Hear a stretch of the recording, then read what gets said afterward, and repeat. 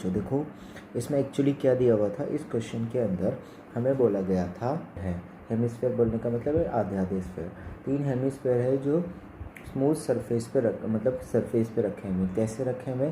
जो उनका फ्लैट वाला हिस्सा है ना, वो सरफेस पे रखा हुआ है। किस पे? सरफेस पे रखा हुआ है, और उनके ऊपर एक एक पूरा स्फेयर रखा हुआ है। तो अगर तुम टॉप व्यू से देखोगे, मतलब वो कुछ ऐसे रखा हुआ। अगर मैं तुम्हें बना के बताऊँ तो एक स्फेयर ऐसे रखा हुआ है, और दूसरा स्फेयर इस तरीके से रखा हुआ है, और एक स्फेयर इसके पीछे रखा हुआ है, और तीसरा स्फेयर इनके ऊपर ऐसे रखा हुआ है। ठीक है, तो अगर आप बात करें तो एक ये पहला स्फेयर हेमिस्फेयर ये, दूसरा हेमिस्फेयर ये, और तीसरा हेमिस्फेयर फर्स्ट और सेकंड के पीछे रखा हुआ है। तो अगर आप टॉप से देखोगे तो ये कुछ इस तरह की सिचुएशन यहाँ पर दिखाई देगी। जो ये जैसे यहाँ पर पहला वाला स्फेयर हो गया, ये सेकंड वाला स्फेयर हो गया, और ये थर्ड वाला स्फेयर हो गया। ये इस तरीके से दिखाई दे रहा है। अब अगर अपन बात करें सबकी रेडियस कितनी दी हुई है, आर रेडियस इसकी गिवन है। तो उनके सेंटर्स को अगर अपन मिलाएंगे तो यहाँ से लेकर यहाँ तक एक, इसी तरीके से यहाँ से लेकर यहाँ तक, और ये यहाँ से लेकर यहाँ तक एक, ये एक इक्विलेटरल ट्राइंगल बनेगा, जिसमें इसकी रेडियस आर, ये रेडियस, सबकी रेडियस आर आर अगर दी हुई है, तो टोटल ये जो ट्राइंगल बन रहा है ये किस टाइप का बन रहा है? इक्विलेटरल ट्राइंगल, जिसकी साइड कितनी है? 2r दी हुई। अब इस सेंटर, इसका जो सेंटर होगा, इस ट्राइंगल का जो सेंटर होगा, अब इन तीनों स्फेयर के जस्ट ऊपर, अब ये यहाँ पर हेमिस्फेयर है ना, तो हेमिस्फेयर के जस्ट ऊपर की तरफ, इस हेमिस्फेयर के जस्ट ऊपर की तरफ, अब इस हेमिस्फेयर के जस्ट ऊपर की तरफ एक पूरा सॉलिड स्फेयर बना हुआ है। ठीक है, अगर आप यहाँ पर सॉलिड स्फेयर बना हुआ है, तो अगर तो आप देखो इस सिचुएशन में, अगर आप देखोगे, जैसे अभी मैं थोड़ा अच्छे से बना देता हूँ। मान लो हमारे पास ये एक ऊपर वाला हेमिस्फेयर ऐसे दिया हुआ है ना, और जो नीचे की तरफ स्फेयर दिए हुए हैं वो कुछ इस तरीके से बनाए हुए हैं। एक इधर टच कर रहा होगा और एक इधर टच कर रहा होगा। अब यहाँ पर अगर मैं एक इसके लिए बात करूँ, तो यहाँ पर ये और ये ऐसे दिखेगा आपको। तो यहाँ पर इसी तरीके से ये एक इस साइड दिखेगा, है ना, इस तरफ दिखेगा।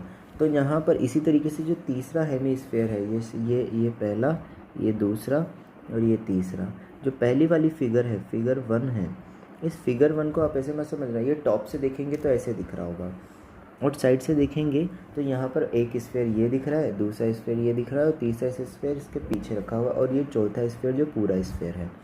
अब यहाँ समझना कि जो नॉर्मल होगा, तो अगर मैं नॉर्मल की बात करूँ तो ये फोर्थ स्फेयर पे, फर्स्ट स्फेयर फोर्थ स्फेयर पे अगर नॉर्मल लगाएगा तो ये ऐसे नॉर्मल लगाएगा इस वाले डायरेक्शन में।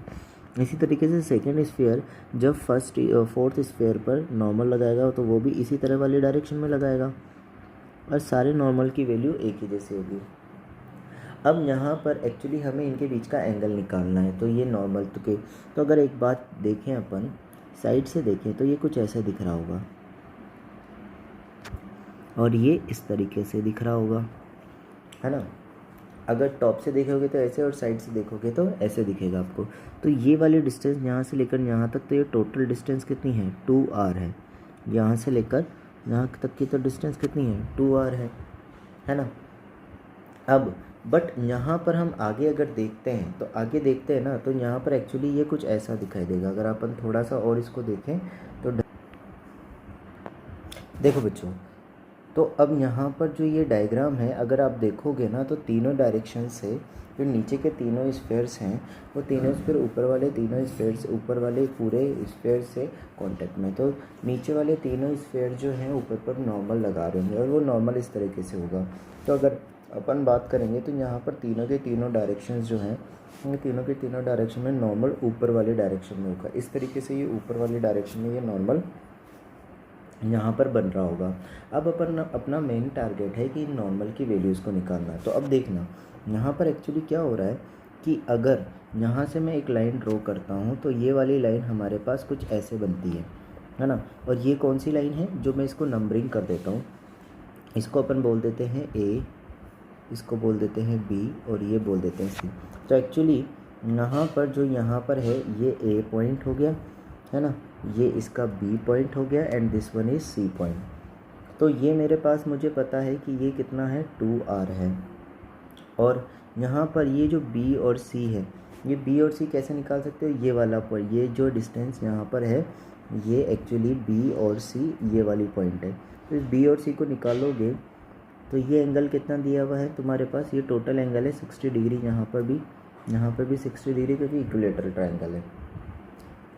लेकिन ये अब 30 डिग्री हो जाएगा, 30 डिग्री हो जाएगा तो हमें एक्चुअली कौन सी लेंथ चाहिए, बी सी लेंथ चाहिए।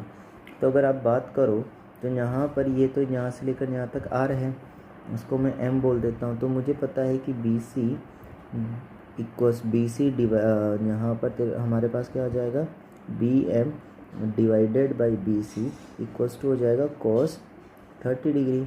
तो मुझे तो क्या चाहिए, बी सी चाहिए, बी सी हो जाएगा B M divided by cos 30। तो ये वैल्यू तुम्हारे पास बी सी की जो वैल्यू आ जाएगी, बी एम कितना है आर और √3/2। तो तुम्हारे पास बी सी जो होगा वो ये आ जाएगा। तो बी सी की वैल्यू अपने पास ये निकल कर आ गई है बी एम। तो अब मुझे क्या चाहिए, ये वाली लेंथ चाहिए ए सी वाली। तो ए सी वाली लेंथ अगर मुझे पता है तो यहाँ पर बी सी भी मुझे पता है, तो क्या मैं ये वाला एंगल निकाल सकता हूँ। ये एंगल अगर अब बात करेंगे अपन तो ये एंगल तुम्हारे पास बी, अब मेरे को बी से तो यहाँ पर ये एंगल जो बनेगा ये बनेगा साइन थीटा। अब साइन थीटा जो होता है वो इस ट्राइंगल में A B C, in triangle A B C में अगर आप देखोगे तो जो साइन थीटा आएगा, ये साइन थीटा कितना आएगा, ये आ जाएगा B C divided by A B. तो B C divided by A B, तो बी सी यहाँ पर बी सी मुझे पता है कितना है 2r डिवाइडेड बाई √3 और ए बी मुझे पता है कितना है 2r। तो यहाँ पर मेरे पास साइन थीटा कितना आ जाएगा, 2r से 2r कैंसिल आउट हो गया। तो साइन थीटा की वैल्यू कितनी आ गई अपने पास 1/√3। अब एक्चुअली हमारे पास ये 1/√3 आ गया। अब देखो एक्चुअली अपन क्या कर रहे थे, टॉप से देख रहे, तो ये तो टॉप व्यू है तुम्हारा, ठीक है। ये मेरे पास कौन सा व्यू है, साइड व्यू है। तो हमें नॉर्मल जो लग रहा है ऊपर वाले स्फेयर पर, वो नॉर्मल अपने को 3 डायरेक्शन से नॉर्मल लग रहे होंगे, है ना। तो इस तरीके से साइड से देखोगे तो ऐसे दिखेगा। अब इसमें जो ये नॉर्मल बन रहा है ये एक्चुअली नॉर्मल इस तरह से बन रहा है। तो अब मैं अगर कंपोनेंट लेता हूँ यहाँ पर, तो नॉर्मल का एक कंपोनेंट इधर आ जाएगा और एक कंपोनेंट इधर आ जाएगा। तो ये वाला जो कंपोनेंट ऊपर वाले डायरेक्शन में जो कंपोनेंट बनेगा, ये कंपोनेंट एक्चुअल में बनने वाला है ये थीटा है। तो यहाँ पर ये एंगल भी कितना बन जाएगा, थीटा, है ना। तो ये कंपोनेंट तुम्हारे पास बनेगा n cos theta.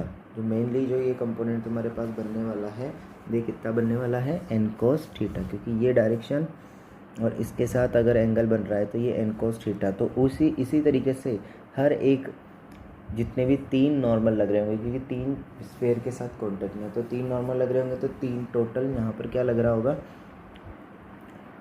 3 n cos theta लग रहे होंगे। अब जो ऊपर वाला स्फेयर है, अब एक्चुअल में क्या हुआ है, जो ऊपर वाला स्फेयर है उस ऊपर वाले स्फेयर पे 3 नॉर्मल आ रहे हैं, है ना।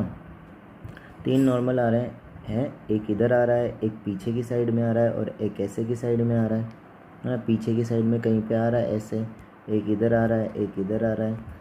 और इनका वर्टिकल डायरेक्शन में जो कंपोनेंट है तीनों का, ये एक इधर n है, एक इधर n है, उनके साथ सबके साथ एंगल कितना बन रहा है, थीटा बन रहा है, इसका भी थीटा।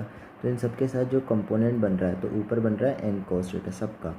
तो टोटल कितना हो गया 3 cos theta, 3n cos theta. और नीचे वाले डायरेक्शन में कितना बन गया mg। ऊपर वाले स्फेयर को अगर बैलेंस करना है तो 3n cos थीटा किसके बराबर आने वाला है, mg के बराबर आने वाला है।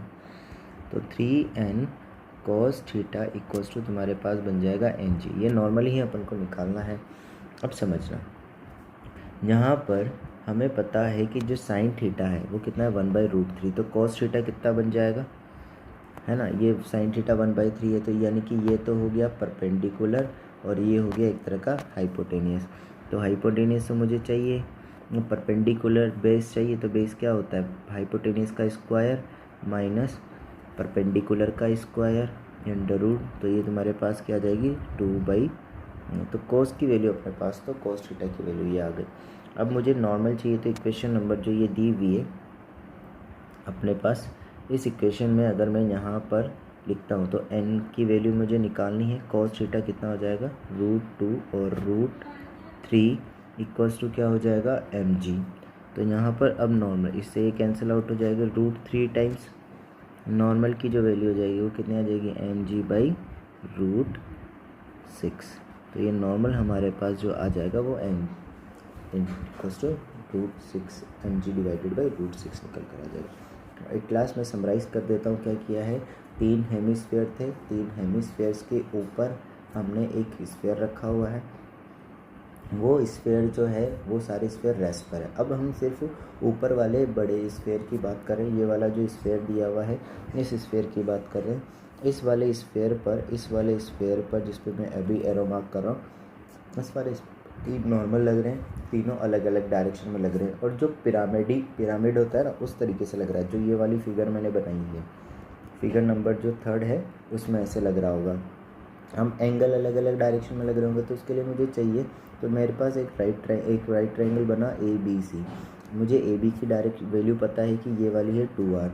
मुझे अब BC की वैल्यू निकालनी है। और मेरे पास तो BC की वैल्यू एक्चुअल में ये ऊपर से टॉप व्यू से देखोगे तो ये इस तरीके की आएगी। BC की वैल्यू हमने यहाँ से ये कैलकुलेट कर ली है। इसके बाद मैंने यहाँ पर ट्रायंगल ABC में थीटा निकाला, तो BC डिवाइडेड बाई AB आ गया है। ठीक है, BC डिवाइडेड बाई AB, तो मेरे पास साइन थीटा की वैल्यू निकल कर आ गई है। अब क्योंकि मुझे नॉर्मल लेना है तो नॉर्मल का एक कंपोनेंट ऊपर वाली दिशा में आएगा n cos थीटा, और जो आसपास वाले कंपोनेंट आ जाएंगे, ये आसपास वाले कंपोनेंट जो होंगे वो 3 n साइन थीटा होंगे। तो ये n साइन थीटा अलग अलग डायरेक्शन में आएंगे इस तरीके से, एक इधर आ जाएगा, एक इधर आ जाएगा, एक इधर आ जाएगा, n साइन थीटा, और ये इधर आ जाएगा n साइन थीटा। तो ये आपस में 120 डिग्री के एंगल है, तो वो कैंसिल आउट हो जाने वाला है। अब उसके बाद यानी कि ऊपर वाले ब्लॉक है उसको क्यों ना, उसको सिर्फ कौन बैलेंस कर रहा होगा, उसको सिर्फ बैलेंस कर रहा होगा mg। तो 3n cos theta equals to क्या बन गया, mg। cos थीटा की वैल्यू अपन निकाल सकते हैं, वैल्यू पुट करेंगे तो हमारे पास नॉर्मल कितना आ जाएगा, mg आ जाएगा। ठीक है बच्चों, आई होप आपको समझ में आया होगा। बताना मुझे कमेंट करके आ गया है तो ठीक है, नहीं तो फिर दोबारा देखते हैं।